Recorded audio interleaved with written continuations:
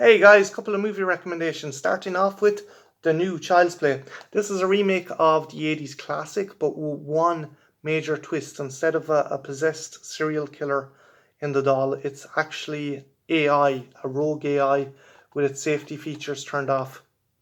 Essentially, this kid gets a new toy from a company called Caslin, who makes very kind of smart AI technology. But the doll he gets has its safety features turned off. And as a result, when it gets jealous of other people kind of vying for the child's affection, it goes on a homicidal killing spree. The cast is really good. The standout performance for me is Audrey Plaza as this overworked mum. It's interesting to see how she came from like this very kind of Daria kind of straight faced comedic actress to what is essentially a really deep performance of a mother who's trying to look after her child and also protect him from this sinister doll. At first, she doesn't believe him, but then as things kind of become more and more crazy, it becomes obvious that Chucky, as he's named by his owner in this movie, is is far from just a standard toy. Really recommend it if you're a horror fan and if you are a fan of the franchise. Definitely check it out. A friend of mine, Shar, who adores the franchise, watched this and she said it was really enjoyable. And I do think the whole AI gone mad element adds something new and something fresh. He can control other technology as well, other Caslan products, but he is able to control them, such as drones and cameras and things like that. So it is interesting to see a sci-fi twist on what was originally a conventional kind of horror story. Next up, we have Jordan Peele's follow-up to Get Out, Us. This is interesting. Now, from the face of it, you might think this is just a standard home invasion horror, but there is one major twist. The family whose home has been invaded, the attackers are actually doppelgangers of themselves. And it is very unnerving. What do you do when you're confronted not by a bunch of random strangers, but by us, by people who look exactly like you? The performances are great, particularly by the two parents of the family. Lupita Nyong'o is fantastic as the matriarch of the family, but also as the head of these evil kind of doppelgangers who seems to have a personal agenda. Winston Duke is also brilliant. He gives a lot of levity to the movie as this goofy dad who's trying to be street to his family and trying to act tough. And he is really likable. That's the great thing about this movie. It makes you really care for the family. So when things do go awry, you really don't want to see anything bad happen to them.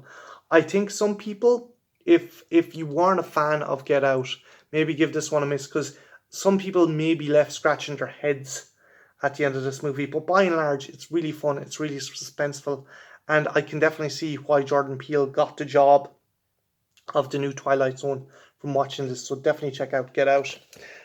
Next up, we have the 1968 classic Barbarella. This is crazy. This is a psychedelic adventure to say the least. Jane Fonda plays the titular Barbarella, who has to save not only Earth but the universe in the year 40,000 from the evil Duran Duran. Yes, that's where the band got their name from this movie. I'm telling you right now, Jane Fonda is amazing in this. She uses sex appeal and likability, and you can't but laugh at some of the crazy situations she gets involved in. So yeah, if you're a fan of cult sci-fi, you've probably already seen it, but this is definitely something to add into your collection. Barbarella, fantastic psychedelic sci-fi from the 60s. Next up, we have the Deadwood movie. I done a more of an in-depth review on this when it originally came out. But just a quick overview. This follows on, I think, 15 years after the original series, and in real time and in story time. And we see all our characters join forces against George Hurst, who has come back to cause all kinds of nonsense and carnage in Deadwood. Timothy Olyphant is fantastic, but again, Ian McShane steals the show. This is a very nice bookend to the series, and if you're a fan of the TV show, you must see this because this is very much a nice swan song to end it on. And lastly, we have Disney's Dinosaur. I loved this as a kid. I still love it. I'm going to show my niece and nephew it. It's essentially a CG version of The Land Before Time, but instead of baby dinosaurs, it's an adult dinosaur who's trying to find his way in what his species is, because he was actually raised by lemurs. He wasn't raised by dinosaurs, and he tries to bring a lot more empathy to his species, because he ends up encountering this kind of this herd of dinosaurs who are trying to find a hidden valley, just very much like The Land Before Time. But yeah, really, really great voice cast. Julian Magdalens is in this. You might know her from ER. And I think DB Woodside is in this also. Really, really cool effects for the time. Um, if you are a fan of dinosaurs, check it out. If your kids are a fan of dinosaurs, check it out. And just all in all, really fun, cool movie.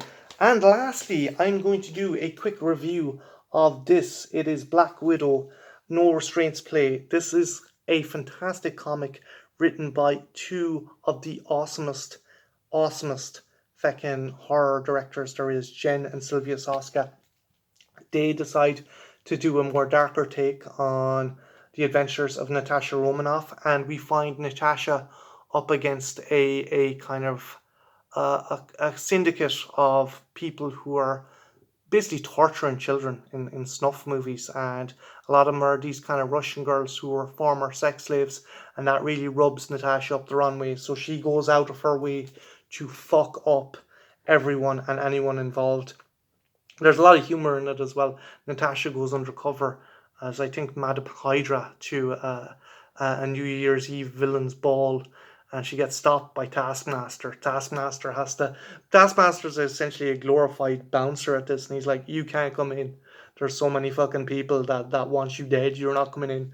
I'm gonna lose my job." And it's just him trying to plead with her not to come in because he doesn't want any shit started. It's really funny. Jen and Sylvia Soska do an amazing job, and at the back there's two write-ups saying how much of an influence the Black Widow comics were on both their cinematic writing and their love of kind of female heroines in general. The art is awesome. I adore the art. I'll just see if you can see it there. The artist's name, I will get it for you now. The artist is Flavino. Okay, that's a bit of a strange name. Flavino. Flavino. But yeah, it's really nice comic. The art is awesome. And again, because it's the Soska sisters, it's incredibly gory and it's incredibly gritty. And I highly recommend it. If you get a chance, definitely pick it up and check it out. My name is Martin. That's been my recommendations in both comics and DVDs. And have you seen any of these movies, or have you read that comic? If so, let me know in the comments below. And yeah, have a good one. Take care. Bye now.